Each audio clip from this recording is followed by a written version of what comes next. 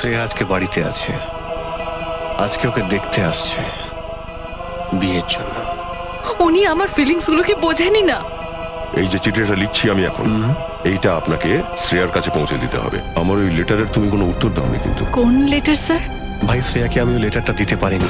তুমি তো আমায় বলেছিলে যে তুমি ওই লেটারটা দিয়ে দিয়েছো। হ্যাঁ, নিন মিষ্টি খান। কিসের আনন্দে? আমাদের শ্রেয়া আর সিদ্ধার্থর বিয়ে ফাইনাল হয়ে গেছে।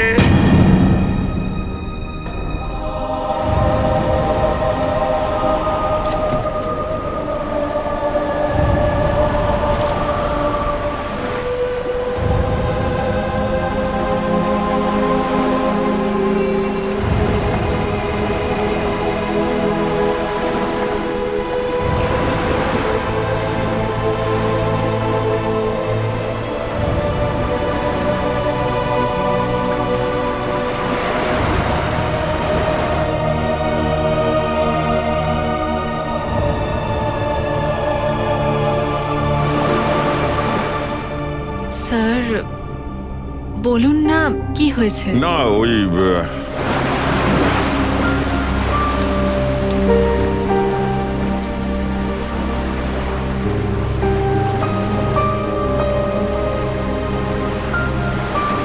আমাদের শ্রেয়া আর সিদ্ধার্থর বিয়ে ফাইনাল হয়ে গেছে।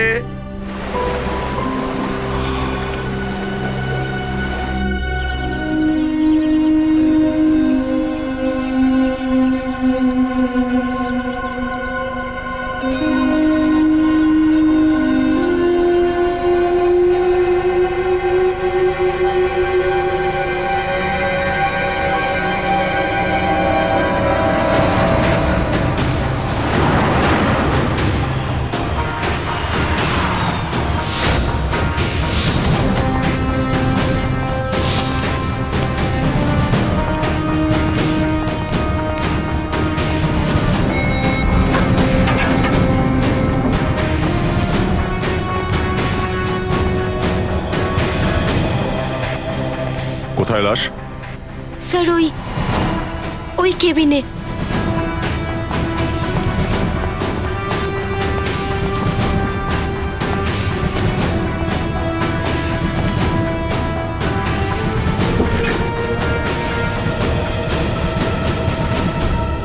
স্যার, একটা গুলি লেগেছে বুকে। দেখো তো বডি থেকে গুলি বাইরে বেরোনোর কোনো চিহ্ন আছে কিনা।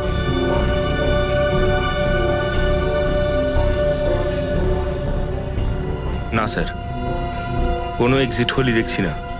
গুলি শরীরের বাইরে বেরোনোর কোনো চিহ্ন নেই।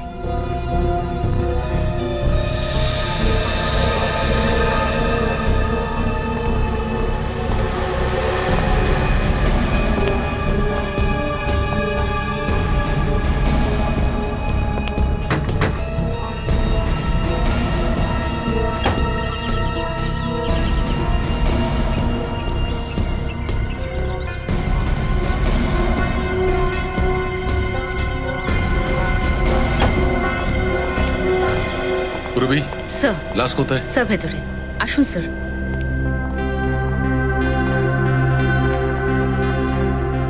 হ্যাঁ দা, কি ব্যাপার হলো? তোমার বিশেষ বন্ধু কোথায়? অভিজিৎ? এই লোকটার শরীরে গুলি লেগেছে, আর কোনো এক্সিট হোল নেই। নিখিল, স্যার। রুমটাকে ভালো করে চেক করো। Excuse me. হ্যাঁ প্লিজ প্লিজ।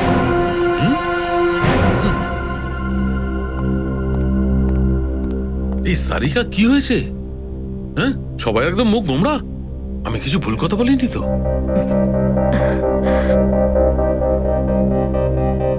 কি করে হলো এসব? স্যার আমরা জানি না। কি নাম তোমার? আগে শ্লোক। কতজন কাজ করে এখানে অফিসে? এই 20-22 জন। 20-22 জন। দিনে দুপুরে কেউ তোমাদের ডিরেক্টরের চেম্বারে ঢুকে তাকে মেরে দিয়ে গেল, আর তোমাদের মধ্যে কেউ কিচ্ছু দেখোনি? স্যার আমি শুধু আপনাকে এটাই বলতে পারবো যে যা কিছু হয়েছে সেটা 1:30 থেকে 2টোর মধ্যে হয়েছে। খুন কে করেছে সেটা তুমি জানো না, কিন্তু খুনের সময়টা ঠিক জানো। হ্যাঁ স্যার, কারণ স্যারের কেবিনের দরজা 1:30 থেকে 2টোর মধ্যে নিজে থেকে লক হয়ে যায়। কেন লক হয়ে যায়? সেটা তো জানি না, এরকম ভাবেই বানিয়েছেন। তো কি করতোটা কি কেবিনে 1:30 থেকে 2টো পর্যন্ত? স্যার এমনও হতে পারে যে উনি ওনার ওয়াইফের সাথে কথা বলতেন আর হয়তো চাইতেন না যে কেউ ওনাকে ডিস্টার্ব করুক। না স্যার, স্যার কিন্তু বিবাহিত নন। তো তাহলে করতোটা কি ও? হ্যাঁ, পুজো পাঠ করতো, খাবার খেত, করতোটা কি? স্যার উনি বাড়ি থেকে খেয়ে আসতেন। তো এই কেবিনের দরজাটা প্রতিদিনই এইভাবে বন্ধ থাকতো? হ্যাঁ স্যার। হ্যাঁ স্যার। তো আজকের যে ওই সময়ের মধ্যেই ও খুন হয়েছে সেটা জোর দিয়ে বলছো কি করে? স্যার ও হলো শালিনী। স্যার ওর অঙ্কুশ স্যারের সঙ্গে দেখা করার ছিল, ও দৌড়ে কেবিনের কাছে গেল, কিন্তু আরে শালিনী, এইভাবে কোথায় যাচ্ছ? সরি রচনা, ওই ওই স্যারের সাথে কিছু কাজ আছে। স্যারের সঙ্গে দেখা করতে যাচ্ছ? কিন্তু এখন তো প্রায় 1:30 বাজে, কেবিন বন্ধ হয়ে যাবে ওনার। জানি, তার জন্যই তো তাড়াতাড়ি যাচ্ছি। Excuse me.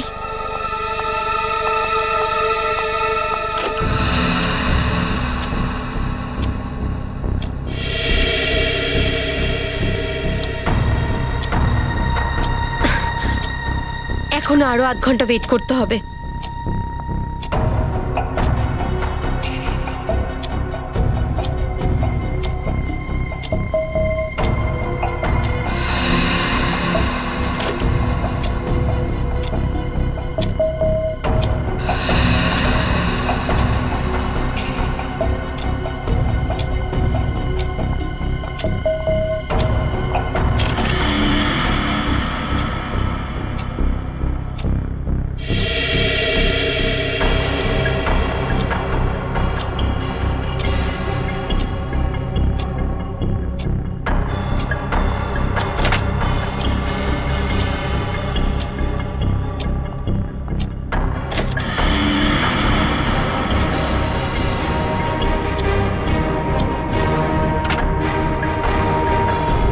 স্যার ওই স্যার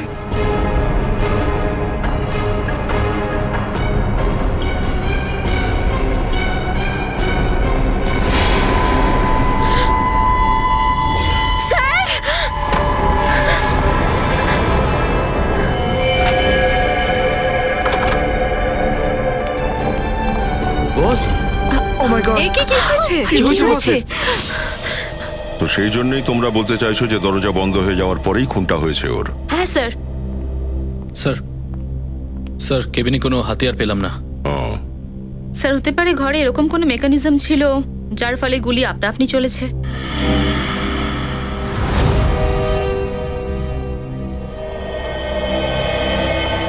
ডক্টর সালুকে, উনি কোথায় দাঁড়িয়েছিল যখন সে গুলিটা চালিয়েছিল?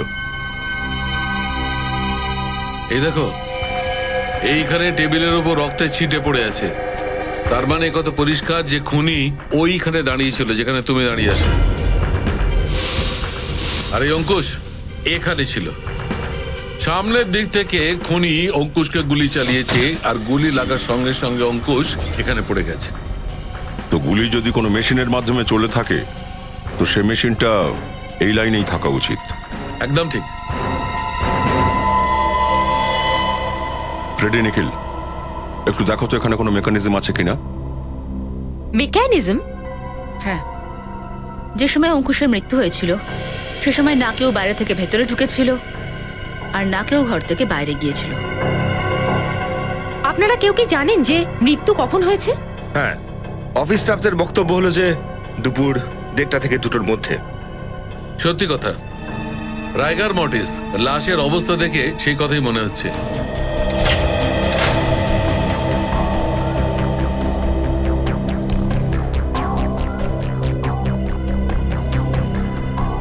স্যার, এখানে তো কোনো মেকানিজম চোখে পড়ছে না। স্যার এরকম কোনো জিনিস দেখতে পাচ্ছি না। রুমের মধ্যে কেউ আসেও নি আর কোনো মেকানিজমও নেই। তাহলে এই লোকটার গুলি লাগলো কি করে? তাহলে এমনটা নয় তো যে এই দরজাটা বন্ধ হওয়ার আগেই গুলি চলেছিল? একটা কথা বলো তো, তোমাদের মধ্যে কেউ কি এই দরজাটা বন্ধ হওয়ার আগে অঙ্কুশকে জীবিত দেখেছিলে? নো না, স্যার, স্যার। না স্যার। দেখো নি? না স্যার, না, না স্যার। ঠিক আছে, একটা কাজ করো, শুরু থেকে বলো যখন তোমাদের বস অঙ্কুশ এখানে এই অফিসে ঢুকলো।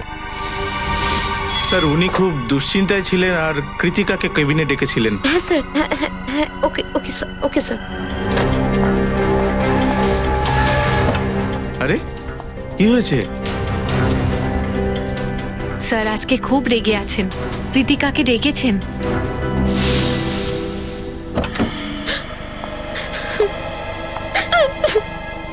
কি হলো কৃতিকা? কাঁদছো কেন? কিচ্ছু না, আরে বলো না, কাঁদছো কেন? কিচ্ছু হয়নি। আরে আরে! বলে তো যাও কৃতিকা। তো কৃতিকা এখন কোথায়? অফিস থেকে চলে গেছে নাকি ও? না স্যার, ওর ব্যাগ তো ওখানেই আছে।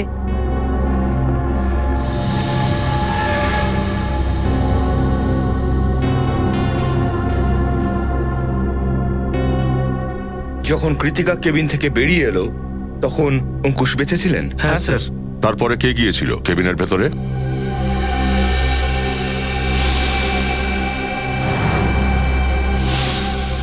দেখো, আমরা কিন্তু একটা প্রশ্ন দুবার জিজ্ঞাসা করব না তোমাদের। আমরা এখানে এটা জানবার চেষ্টা করছি যে তোমাদের বসকে খুন কিভাবে করা হয়েছে, আর সেজন্য তোমাদের সহযোগিতা দরকার। কিন্তু তোমরা এমন চুপ করে থাকলে কোনো কাজই হবে না। তাই বলে ফেলো, কৃতিকা বাইরে আসার পর অঙ্কুশের কেবিনে কে গিয়েছিল? স্যার ত্রম্বক, রচনা আর আমি। তখন কটা বেজেছিল?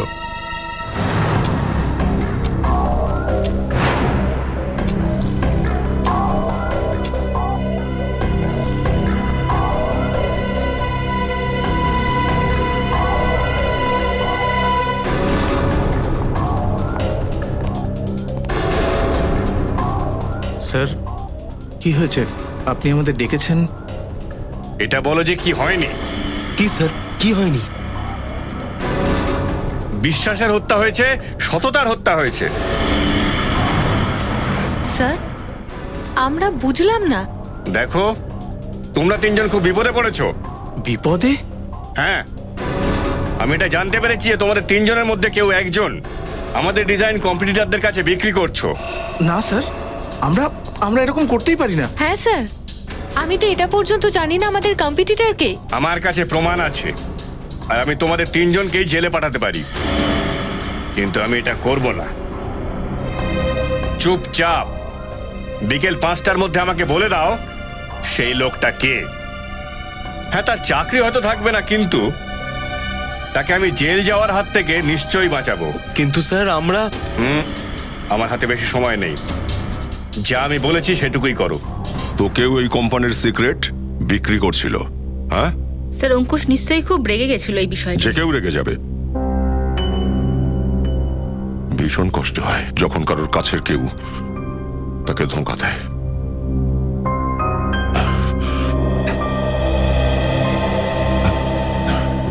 তোমাদের তিনজনের মধ্যে কোনো একজন বেঈমান, না হলে অঙ্কুশ শুধু তোমাদের তিনজনকে কেন জিজ্ঞাসাবাদ করতে যাবে? স্যার আমরা নির্দোষ, কেউ আমাদের ফাঁসানোর চেষ্টা করছে। তোমরাই মেরেছো অঙ্কুশকে, আর এখন নির্দোষ সাজার নাটক করছো। না স্যার, আমরা সত্যি সত্যি বলছি। বলছি। আচ্ছা, সে তো আমরা ঠিক জেনে নেব কোনটা সত্যি আর কোনটা সত্যি নয়। তুমি অঙ্কুশের কেবিন থেকে কটার সময় বেরিয়েছিলে? স্যার ওই ধরুন শোয়া একটা বাজছিল। কিন্তু তুমি বেঁচেছিলেন যখন তুমি বাইরে এসেছিলে। হ্যাঁ ম্যাম। হ্যাঁ, তারপরে কে গেছিল কেবিনে? স্যার আমি জানি না।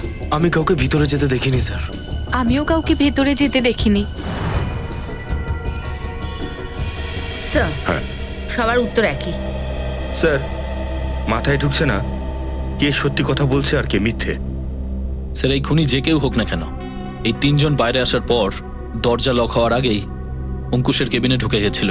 আর অঙ্কুশকে খুন করার পরে শালিনী আসার আগে বেরিয়ে গেছিল। খুনি কে হতে পারে যে কেবিনে ঢুকেছিল কিন্তু কেউ তাকে আসতে বা যেতে দেখেনি? অঙ্কুশের রুম থেকে বাইরে বেরিয়ে এসে তোমরা তিনজন কোথায় গেছিলে? স্যার আমরা কনফারেন্স রুমের দিকে চলে গেছিলাম আমাদের গায়ে লাগাই মিথ্যা অপবাদটার ব্যাপারে কথা বলতে। কিন্তু কিছুক্ষণ পরে যখন আমরা লাঞ্চ করতে বাইরে এলাম তখন দেখলাম শালিনী অঙ্কুশ স্যারের রুমের দিকে যাচ্ছিল। 1:15 থেকে শালিনীর কেবিন থেকে বেরিয়ে আসা পর্যন্ত কেউ কি কাউকে কেবিনের ভেতরে যেতে দেখেছিলে? স্যার আমি অত খেয়াল করিনি, কারণ এগুলো কৃতিকাই দেখতো। কিন্তু কৃতিকা আছেটা কোথায়? জানি না স্যার। পূর্বে একটু দেখো তো, স্যার যতক্ষণ না কৃতিকাকে পাওয়া যাবে কিছু জানাও যাবে না। আপনারা সিসিটিভি ক্যামেরার ফুটেজ দেখছেন না কেন? ওটা দেখলে তো বুঝতে পেরে যাবেন। তুমি আবার কে? আগে আমি সুমিত, কৃতিকার বয়ফ্রেন্ড। আর এই সিসিটিভি ক্যামেরার ব্যাপারে কি বলছিলে? কৃতিকা আমাকে বলেছিল যে বস স্টাফেদের উপর নজর রাখতে তার ডেস্কে একটা সিক্রেট ক্যামেরা লাগিয়েছিল। Secret camera?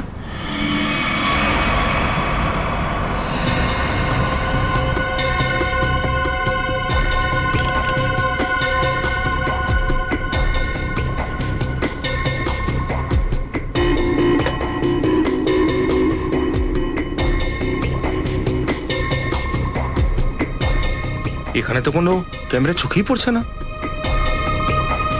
Secret camera Freddie লুকিয়ে রেখেছে নিশ্চয়ই।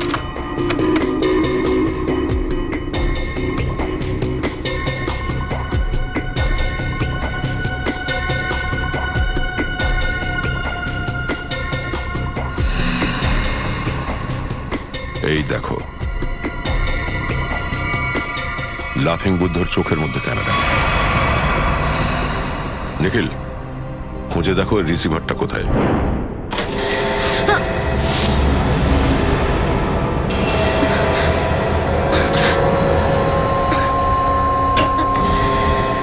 ম্যাম, অংশিতা, ম্যাম এই দেখুন। আরে কৃতিকা, কৃতিকা, সামলে। কৃতিকা, স্যার, কৃতিকা, কৃতিকা। কি হয়েছে পুরবি? স্যার ও আত্মহত্যা করার চেষ্টা করছিল, ওকে হসপিটালে নিয়ে যেতে হবে। একে হাসপাতালে নিয়ে যেতে হবে। পেছনে অ্যাম্বুলেন্স আছে, তাতে নিয়ে যাও। কুইক! এক মিনিট প্লিজ, নিয়ে যাও একে। সাবধানে। নিখিল, ওই সিক্রেট ক্যামেরার রিসিভার পেলে? হ্যাঁ স্যার, ওই সিক্রেট ক্যামেরার রিসিভার এই যে। গুড। এই যে। এবার ফুটেজটা প্লে করো তো। হ্যাঁ স্যার। দেখা যাক ওরা তিনজন এই রুম থেকে বেরিয়ে যাওয়ার পরে হ্যাঁ। এই রুমের মধ্যে আর কে এসেছিল।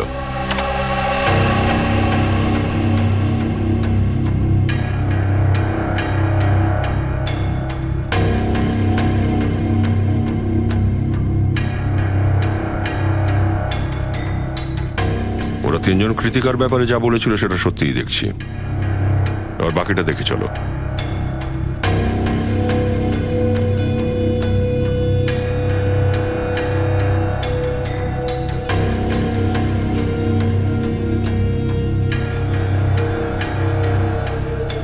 দেখা যাক এই লাফিং বুদ্ধর চোখ অন্য কিছু দেখেছে কিনা, যা এখানে কাজ করা 20-22 জন লোক দেখতে পায়নি। আর অঙ্কুশের মৃত্যু ঘটে গেল।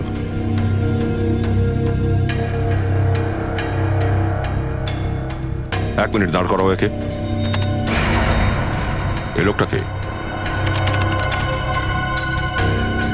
প্লে করো, ফরওয়ার্ড করো দেখি। ব্যাস। এর মুখটা তো ঠিক করে দেখাই যাচ্ছে না। এই লোকটা কেবিনে ঢুকেছিল 1:20-তে আর বেরিয়ে এসছে 1:25-এ, আর খুব তাড়াহুড়ো করে বেরিয়ে এসেছিল। নিখিল, একটা কাজ করো, অফিসের সব স্টাফেদের ডাকো। আর হ্যাঁ স্যার। ওই ওয়াচম্যানটাকেও নিয়ে আসবে ভেতরে। স্যার।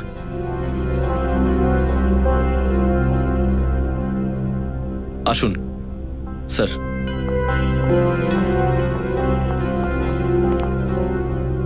সবাই দেখো, এই লোকটাকে চেনো কেউ? না স্যার, আমি এনাকে কখনো অফিসে দেখিনি। তুমি? না স্যার, এর আগে তো আমি একে কোনোদিন দেখিনি।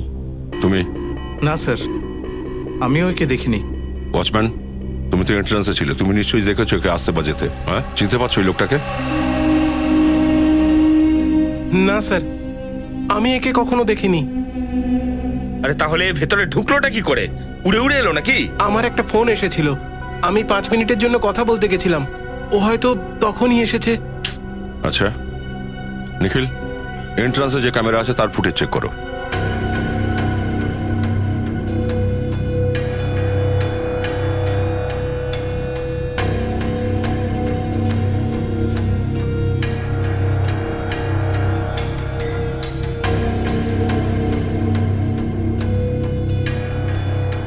এক মিনিট ছবিটাকে জুম করো তো। এ কি? সুমিত,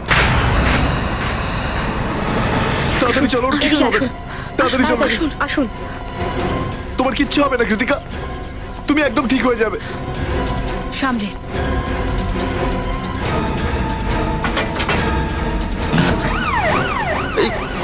তুমি যাচ্ছ না পুরবি? এটা কি করছেন স্যার? আমার ওর সঙ্গে থাকাটা খুব জরুরি। তুমি আজকে অফিসে এর আগেও এসেছিলে তাই না? হ্যাঁ, কৃতিকা খুব টেনশনে ছিল, ওই আমাকে ফোন করে ডেকেছিল। অঙ্কুশকে খুন করার জন্য? এসব এসব কি আজে বাজে কথা বলছেন আপনারা? যেটা সত্যি সেটাই বলা হচ্ছে, বুঝেছিস? তুমি অঙ্কুশের কেবিনে ঢুকেছিলে আর ওকে খুন করে ওখান থেকে পালিয়েছিলে, আর তুমি কৃতিকার সঙ্গে দেখাও করোনি। স্যার এরকম কিচ্ছু হয়নি স্যার, আমার কথাটা বোঝার একবার চেষ্টা করুন। আপনারা যেরকম ভাবছেন সেরকম হয়নি, আমি কাউকে খুন করিনি। চল ভেতরে চল, তোর রামায়ণ আমরা ওখানে বসে শুনবো। নিখিল চল, নিয়ে চল। স্যার স্যার আমি সত্যি কথা বলছি, আমি এসব কিচ্ছু করিনি। ঘ্যানর করে কোনো লাভ হবে না, আমরা জানি অঙ্কুশকে খুন তুই করেছিস।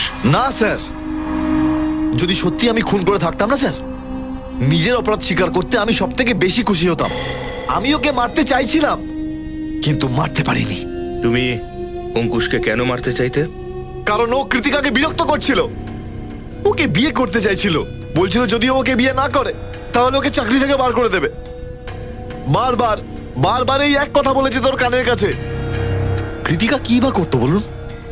ওর উপর ওর বুড়ো মা বাবার দায়িত্ব রয়েছে। সেই জন্য প্রতিশোধটা তুই নিলি অঙ্কুশকে খুন করে? হ্যাঁ না স্যার, আমাকে কৃতিকাই ডেকেছিল, আরো ভীষণ কাঁদছিল, আর অঙ্কুশ ওকে আবার হুমকি দিয়েছিল। আর যখন আমি অফিস পৌঁছলাম আমি ওকে দেখতে পাইনি, তখন আমি গিয়ে অঙ্কুশকে হুমকি দিলাম আর ওখান থেকে পালিয়ে বেরিয়ে এলাম।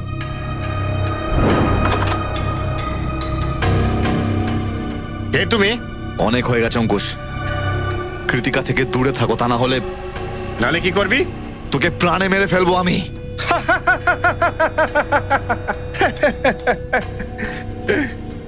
যা যা করার কর, কৃতিকা শুধু আমারই হবে।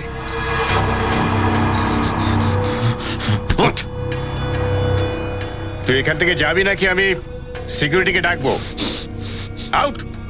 এখন তো চলে যাচ্ছে, কিন্তু খুব তাড়াতাড়ি ফিরবো আমি, আর তখন তোকে আমার হাত থেকে কেউ বাঁচাতে আসবে না, বুঝতে পেরেছিস?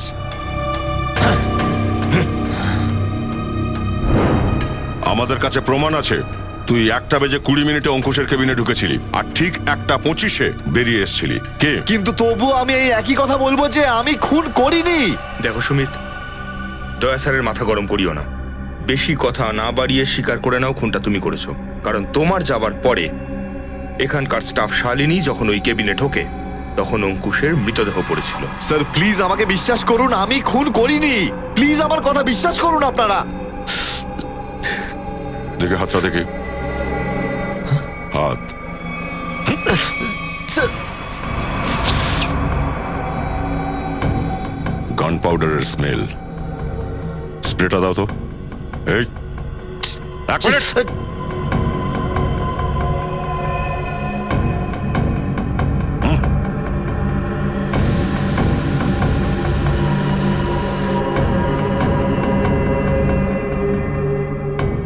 তোর আঙুলে গান পাউডার লেগে, তার মানে রিসেন্টলি তুই গুলি চালিয়েছিস।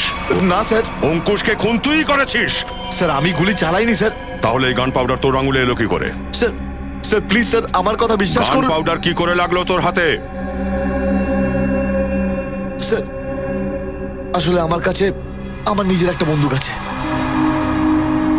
সেটা দিয়েই ভুল করে চালিয়ে ফেলেছিলাম যখন আমি আমার বাড়িতে ছিলাম। তোর কাছে নিজের বন্দুক আছে? লাইসেন্স আছে? হ্যাঁ না।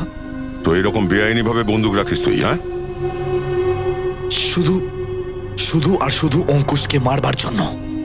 আজ যদি অন্য কারোর হাতে খুন না হতো তাহলে বোধহয় আমি ওর খুন করে দিতাম। গানটা কোথায় রেখেছিস তুই? বাইরে, ফ্লাওয়ার পটে। গান বাইরে রেখেছিলিস কেন তুই? হ্যাঁ,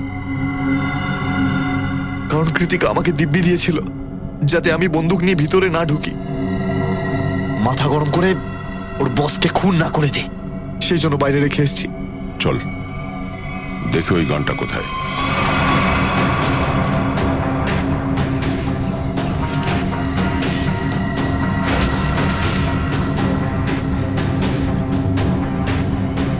এটাই কি তোর গান?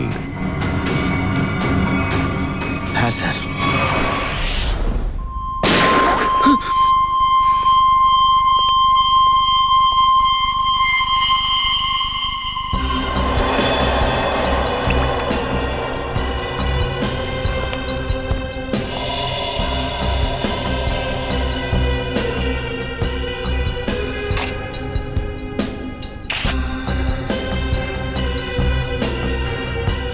আমার মাথায় একটা কথা ঢুকছে না যে আপনারা আমার বন্দুক চেক করছেন কেন, যেখানে আমি বন্দুক নিয়ে অফিসেই ঢুকিনি।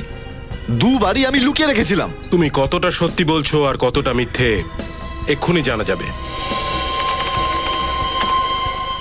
ভাই এটা তো ম্যাচ করে গেছে। এই গুলিটা আর অঙ্কুশের শরীরে যে গুলিটা আছে সেই গুলিটা দুটো ম্যাচ করে গেছে। তার মানে এটা পরিষ্কার যে অঙ্কুশকে এই বন্দুক থেকে গুলি করা হয়েছে। এবার বলো, তুমি এখনো বলবে যে এই বন্দুকটা তুমি দুবারই অফিসের বাইরে রেখে এসেছিলে? স্যার, আমি আপনাদের বারবার একই কথা বলছি যে আমি অঙ্কুশকে খুন করিনি। যখন আমি ওর কেবিন থেকে বাইরে বেরিয়েছিলাম ও তখনও বেঁচে ছিল। নিশ্চয়ই নিশ্চয়ই এটা কারোর ষড়যন্ত্র হবে স্যার। তো তার মানে তোমার গান নিজে থেকেই গামলা থেকে বাইরে এলো, অঙ্কুশ বাবুকে গুলি মারলো, আর তারপর আবার গামলা এসে লুকিয়ে পড়লো। কি ভালো গল্প না স্যার? আরে আমি কোনো গল্প বলছি না, প্লিজ আমার কথা বিশ্বাস করো। এক সেকেন্ড, কল। কি? হ্যাঁ, আমার মনে পড়ে গেছে। যখন আমি অঙ্কুশের কেবিন থেকে বাইরে বেরোচ্ছিলাম ওর মোবাইলে একটা কল এসেছিল। আর ওই কলটা রিসিভ করেছিল? হ্যাঁ।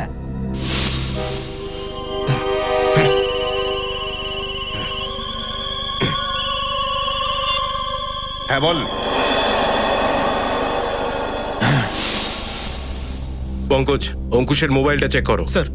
যদি অঙ্কুশ সত্যিই কলটা রিসিভ করে থাকে তাহলে সেটাই হয়তো তোমার নির্দোষ হওয়ার প্রমাণ দেবে।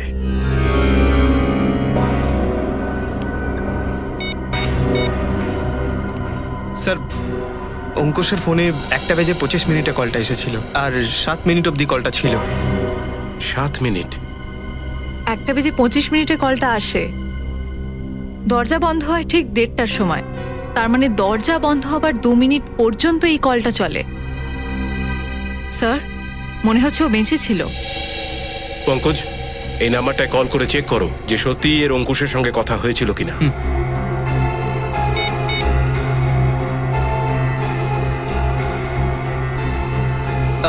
অঙ্কুশ না, আমি সিআইডি অফিসার পঙ্কজ বলছি। আচ্ছা, আপনি একটা কথা বলুন, আপনি কি আজ অঙ্কুশকে ফোন করেছিলেন? আপনার কথা হয়েছিল ওর সাথে? আচ্ছা, ঠিক কতক্ষণ কথা বলেছিলেন ওর সাথে?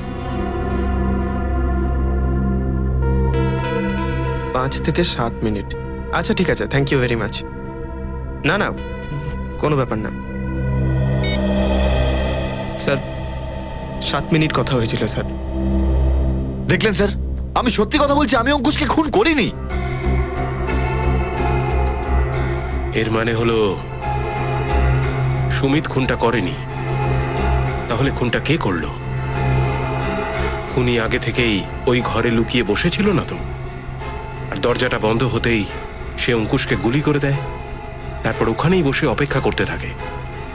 তারপরে 2টোর সময় যখন অফিসের সমস্ত স্টাফেরা আসে অঙ্কুশের লাশ দেখতে, তখন সুযোগ বুঝে সেও সবার সাথে মিশে বেরিয়ে যায়।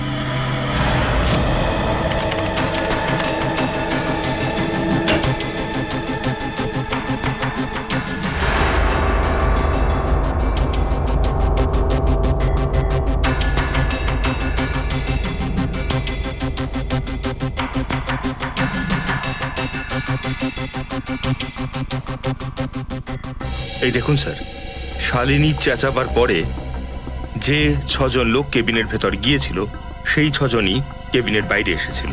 তার মানে দাঁড়াচ্ছে কেবিনের ভেতরে কেউ লুকিয়েছিল না, কেবিনের ভেতরে কেউ লুকিয়েও ছিল না, এই দরজা দিয়ে কেউ ভেতরেও ঢোকেনি। আর অঙ্কুশ এই কেবিনে একাই ছিল যখন দরজা বন্ধ হয়ে গেছিল। আর এই কেবিনের ভেতরে ঢোকার এই দরজাটা ছাড়ার একটা মাত্র রাস্তা আছে, সেটা হলো এই জানালা।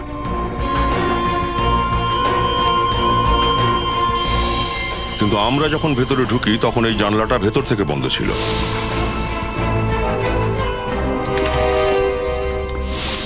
তো যদি আমরা ধরে নিই যে কেউ এই জানলা দিয়ে ভেতরে ঢুকেছিল, তো নিচে থেকে ওপরে আসাটা যথেষ্ট মুশকিল।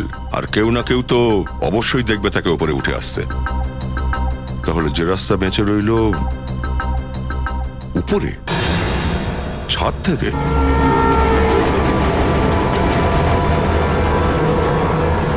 একটু দেখো তো আশেপাশে, যদি খুনি এই ছাদ থেকেই অঙ্কুশের কেবিনে ঢুকে থাকে তাহলে ও দড়ি বা মই অবশ্যই ব্যবহার করেছে। আর যদি তাই হয় তাহলে এখানে রেলিংয়ে কোনো না কোনো চিহ্ন নিশ্চয়ই থাকবে। এদিকটা চেক করো।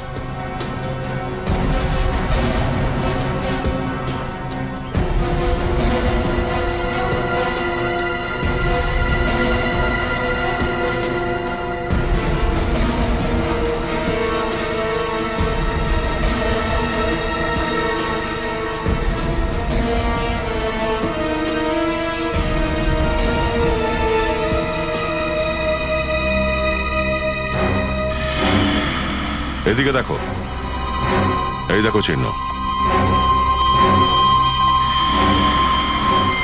এই যে চিহ্ন, মনে হচ্ছে দড়িটা এখানে বেঁধেছিল আর এখান থেকে নিচে নেমেছিল। ঠিক নিচে এই সোজায় অঙ্কুশের অফিসটা।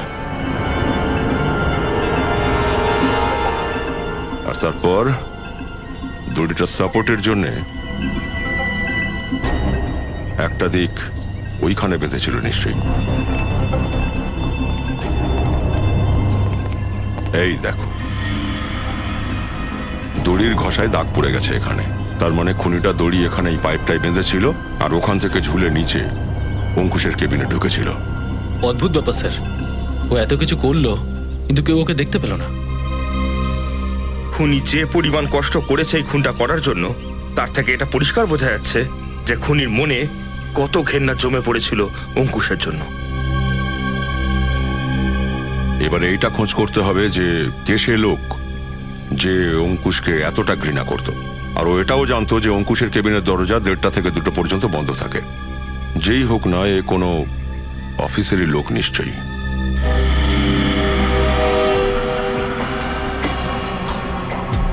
খুনি ছাদ থেকে দড়ি দিয়ে নিচে নেমেছিল, তারপর এই জানালা দিয়ে কেবিনে ঢুকেছিল।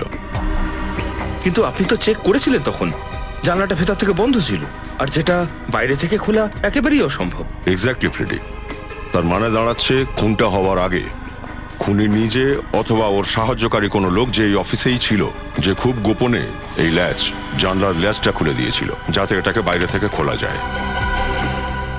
তাহলে স্যার খুনি জানলাটা ভেতর থেকে কিভাবে লক করলো?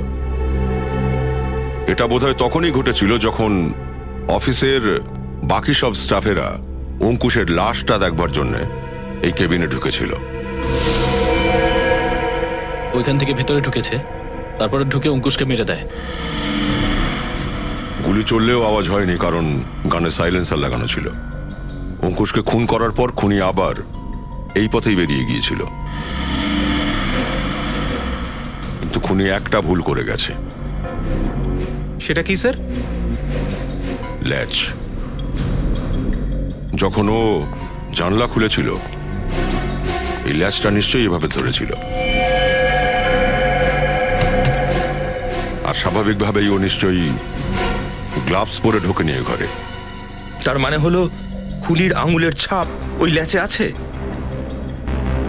হ্যাঁ ফ্রেডি, আর এবার এই আঙুলের ছাপই আমাদের খুনির কাছাকাছি পৌঁছে দেবে।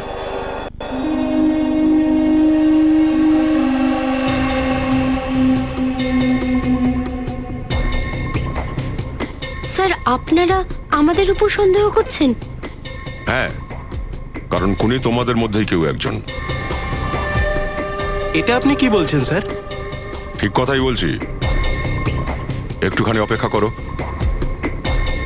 ওই জানলার ল্যাচে যে আঙুলের ছাপ পাওয়া গেছে, যদি সেটা তোমাদের মধ্যে কারো ফিঙ্গারপ্রিন্টের সঙ্গে ম্যাচ করে যায় তাহলেই বোঝা যাবে যে অঙ্কুশের খুনি আসলে কে।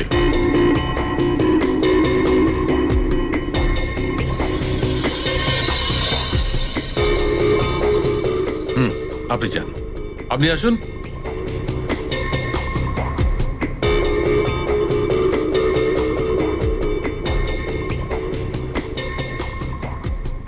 ঠিক আছে, যান।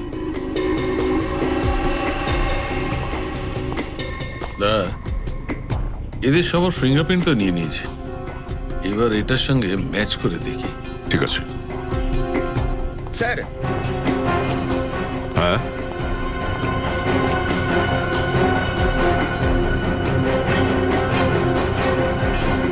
খুনি টেরেস থেকে নিচে যাওয়ার জন্য যে দড়িটা ব্যবহার করেছিল সেই দড়িটা কোথাও পাওয়া যাচ্ছে না। আচ্ছা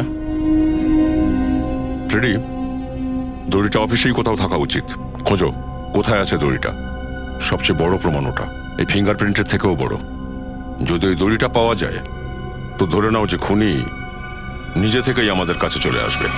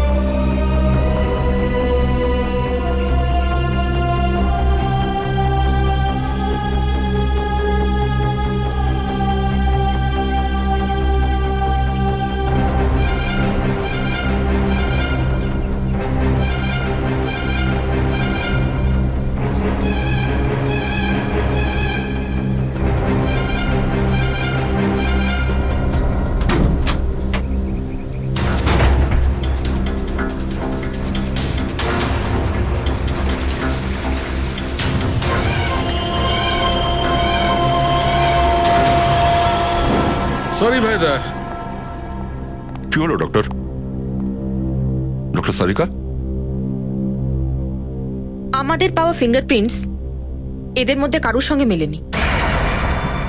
এটা কি করে হয় ডক্টর সারিকা? এদের মধ্যে কোনো একজনের আঙুলের ছাপ অবশ্যই ম্যাচ করা উচিত ছিল। আপনাদের নিশ্চয়ই কোনো ভুল হয়েছে না কোথাও। ভাই দয়া, এরকম হয়নি, আমাদের কোনো ভুল হয়নি। হতে পারে দয়া যে এদের মধ্যে কেউ খুনি নয়। যদি খুনি না হয় তাহলে ফিঙ্গারপ্রিন্ট কি করে ম্যাচ করবে? হতে পারে এবারে ভুলটা তোমাদের দিক থেকে হয়েছে। না না, আমি ঠিক আছি, আমি প্রমাণও করতে পারি যে Sure. খুনি এদের মধ্যেই কেউ, আর ও নিজে থেকে আমাদের সামনে আসবে। সামনে চলে আসবে? তার মানে তুমি বলতে চাইছো যে তোমার সামনে এসে খুনি হাত বাড়িয়ে বলবে নিন দয়া স্যার আমি খুন করেছি, আমার হাত কড়ি পড়ে দিন? কি বলছো কি তুমি? ডক্টর সালুকে এবার এমনটাই হবে। ডক্টর সালুকে তোমাদের সবাইয়ের হাতে একটা কেমিক্যাল লাগিয়েছিলেন। ওই কেমিক্যাল রিয়াক্ট করবে, আর ওই কেমিক্যালটা তখনই রিয়াক্ট করবে যখন তোমাদের মধ্যে যে আসলে খুনি সে ওপরে ছাদে গিয়ে জলের ট্যাঙ্কের ভেতর থেকে ওই দড়িটা বের করবে। দড়িটা আমরা তখনই পেয়েছিলাম যখন প্রথমবার আমরা ছাদে গিয়েছিলাম।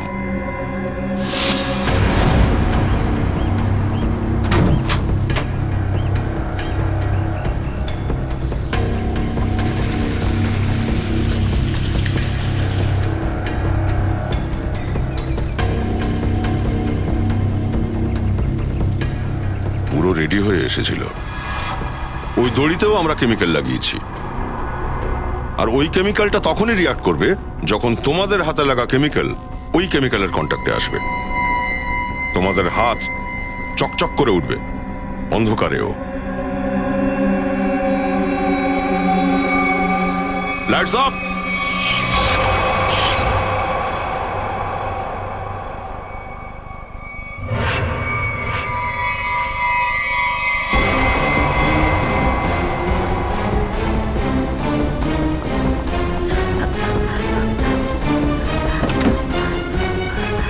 অনেক পালিয়েছো, আর নয়।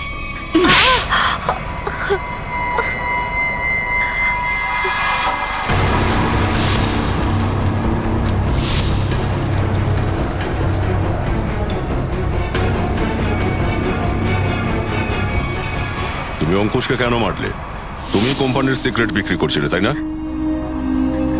আর যখন অঙ্কুশ তোমাদের তিনজনকে জিজ্ঞাসাবাদ করছিল তুমি জানতে তুমি ওর থেকে নিষ্কৃতি পেতে চাও, তাই না? আমি অনেক আগে থেকেই জানতাম যে আমি ধরা পড়তে পারি, এই জন্য প্ল্যান করেছিলাম আমি যখনই সুযোগ পাবো আমি ওকে মেরে দেব। কিন্তু তুমি তোমার প্ল্যানে সুমিতকে কি করে জড়ালে, আর কেনই বা জড়ালে? ও কি ক্ষতি করেছিল তোমার? আমার সবচেয়ে প্রিয় বন্ধুকে আমার থেকে সরিয়ে নিয়েছিল। আমি আর কৃতিকা খুব ভালো বন্ধু ছিলাম। যেদিন থেকে সুমিত ওর জীবনে এলো তখন থেকে কৃতিকা খালি ওর কথা বলতো, সুমিত এরকম, সুমিত সেরকম, সুমিত এটা করেছে, সুমিত ওটা করেছে, সুমিত সুমিত সুমিত। সুমিতকে আমি ঘেন্না করতে শুরু করেছিলাম। সব সময় ওর সাথে ফোনে কথা বলতো। এই সুমিতের চক্করে ও আমায় ভুলে গেছিল। আর আজ আজ স্যারের কেবিন থেকে কৃতিকা যখন বেরিয়ে সুমিতকে ফোন করে বলল বন্দুকটাকে লুকিয়ে ফেলো, আমি আমার বন্ধুকে আমি ফিরে পেতে চেয়েছিলাম। আর এটাই সেই সুযোগ ছিল সুমিতকে ফাঁসাবার। সেই জন্যই তুমি অঙ্কুশকে মারার পর নিজের গানটা অঙ্কুশের গানের সঙ্গে চেঞ্জ করে নিলে, আর অঙ্কুশের বডিতে যে গুলি পাওয়া গেল ওটা ওই গানের সঙ্গে ম্যাচ করলো, যার জন্য সুমিত ফেঁসে গেল।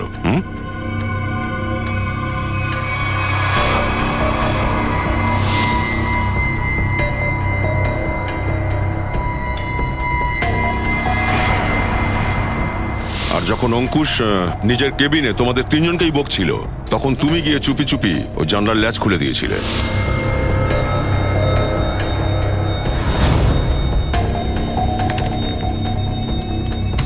আর তুমি তখন সুযোগ বুঝেই জানলাটা লক করে দিলে যখন সবাই অঙ্কুশের ডেড বডি দেখছিল, তাই তো?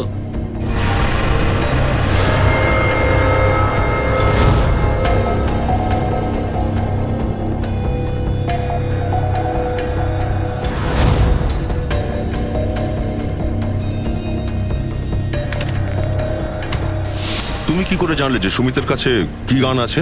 কৃতিকা আমায় একবার বলেছিল সুমিত একটা নতুন বন্দুক কিনেছে, ঠিক ওই রকম বন্দুক আমিও কিনলাম। আর আজ যখন সুমিত অফিসে দ্বিতীয়বার এলো তখন আমি জানতাম যে ওই বন্দুকটা আবার বাইরে কোথাও রেখে এসেছে। আর সুযোগ পেতেই আমি বন্দুকটা বদলে ফেললাম। কি লাভটা হলো তোমার এই সমস্ত করে? হ্যাঁ, তুমি একটা বন্ধুকে হারালে আর সাথে নিজের স্বাধীনতা। পুরবি, নিয়ে যাও একে। স্যার চলো।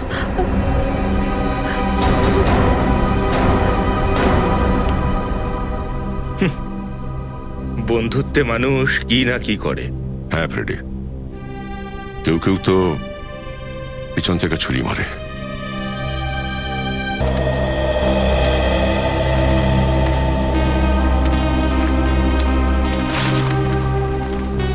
High high. মিথ্যে বলেছিলে তুমি দয়াকে? হ্যাঁ, নিজের ভাইয়ের মতো ও তোমার, এইভাবে ওর মনটা ভেঙে দিলে? এসব কি বলছো তুমি সারিকা? আমি তো স্বপ্নে ওর মনে কোনো কষ্ট দিতে পারবো না। ও যাতে কষ্ট না পায় সেই জন্য আমি মিথ্যে বলেছি। অভিজিৎ, মিথ্যের পা হয় না, ও বেশি দূর অব্দি যেতে পারে না। তোমার দয়াকে সবকিছু সত্যি কথা বলে দেওয়া উচিত ছিল। আমি ওকে বলেছিলাম সত্যিটা, তুমি বিশ্বাস করো? আমি শুধু এটাই জানতে এসেছি যে শ্রেয়া ওই ছেলেটাকে হ্যাঁ বলেছে কি না। হ্যাঁ মানে ও হ্যাঁ, শ্রেয়া ওকে হ্যাঁ বলে দিয়েছে। কিন্তু যখন আমি দয়ার মুখটা দেখলাম মনে হলো কেউ যেন ওর বুকে কোনো গুলি করেছে।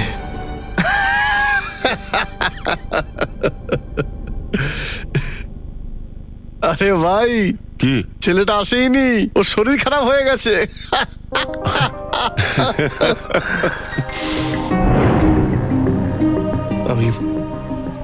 আমি দয়াকে ওইভাবে দেখতে পারছিলাম না। আমি কথা ঘুরিয়ে দিয়েছিলাম, বলেছিলাম যে ইয়ার কি করছিলাম। সিদ্ধার্থের বাড়ির লোকেরা তো আসেইনি। আমি জানি এটা ভুল, কিন্তু সারিকা এই ভুলটা ওই সময় আমার ঠিক মনে হয়েছিল। আর দয়ার এত ইম্পর্টেন্ট একটা লেটার শ্রেয়াকে না দেওয়া, এটাও তোমার ঠিক মনে হয়েছিল? তোমার কি মনে হচ্ছে যে আমি সবকিছু কি ইচ্ছে করে করছি?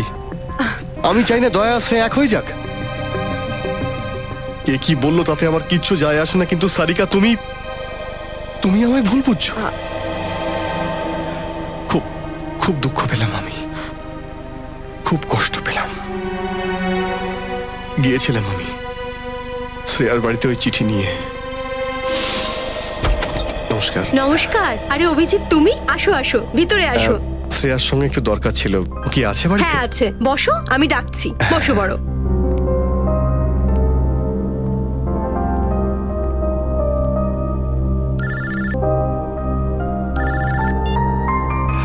আরে ভাই, আমি তোমার কাজ করতে এখানে এসেছি। আরে ভুলবো কি করে, চিঠিটা আমার সঙ্গেই আছে, এখনো দেইনি। যখনই শ্রেয়া আসবে এই লেটারটা আমি ওকে দিয়ে দেবো। হ্যাঁ আরে ভাই, তুমি তুমি একটু তো অপেক্ষা করো নাকি? হ্যাঁ হ্যাঁ, আমি দিচ্ছি দিচ্ছি আমি। নমস্কার আঙ্কেল। অভিজিৎ, আমি তোমার সামনে হাত জোড় করছি, দয়ার কোনো চিঠি তুমি শ্রেয়াকে দিও না। কিন্তু দয়া শ্রেয়া তো... আমি জানি দয়া আর শ্রেয়া কিছু বলতে পারেনি, কিন্তু ওরা একে অপরকে সত্যিই ভালোবাসে। কিন্তু আমি চাই না যে শ্রেয়া ওর সিদ্ধান্তটা বদলাক। এটা এটা তো ওদের সঙ্গে অন্যায় হবে। আপনি... অভিজিৎ, আমার কিছু করার নেই। আমি গত বছর সিদ্ধার্থের বাবার কাছ থেকে একটা বড় অঙ্কের টাকা ধার নিয়েছিলাম, যেটা আমি ছাড়া আমাদের পরিবারের কেউই জানে না। আর শ্রেয়া যদি এই বিয়েকে অস্বীকার করে, তাহলে ওনারা ওই টাকাটা ফেরত চাইতে পারেন, যেটা এই মুহূর্তে আমি ফেরত দিতে পারছি না। কিন্তু আঙ্কেল, এটা তো শ্রেয়ার জীবন নিয়ে খেলা হচ্ছে। তাহলে আমি কি করব? এত টাকা কোথা থেকে আনবো? শ্রেয়ার মায়ের হার্টের প্রবলেম। তোমরা কিছু ভুল ত্রুটি করলে আমাদের বিশাল প্রবলেম হবে। দেখুন, যদি শুধু টাকার ব্যাপার হয় তাহলে আমরা সবাই মিলে চেষ্টা করতে পারি। টাকা তো... ব্যাপারটা তা নয়, টাকার বন্দোবস্ত হয়ে গেছে, ব্যাস 1-1.5 মাসের ব্যাপার। একবার আমি সমস্ত টাকা ফেরত দিই, তারপর তুমি চাইলে ওই চিঠিগুলো শ্রেয়াকে দিও। কিন্তু ততদিন এই কথা তোমার আর আমার মধ্যেই যেন থাকে, প্লিজ। আপনি আমায় কঠিন সমস্যায় ফেললেন। দয়ার কাছ থেকে কোনো কথা লুকোনো অসম্ভব।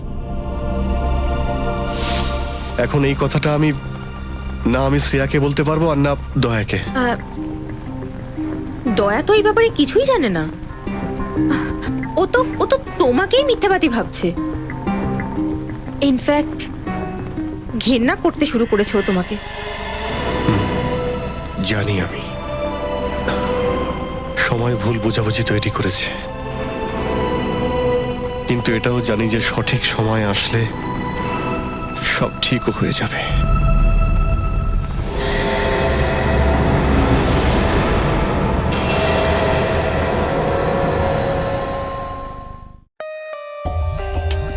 For more updates, subscribe to our channel, click the show links and enjoy watching the videos.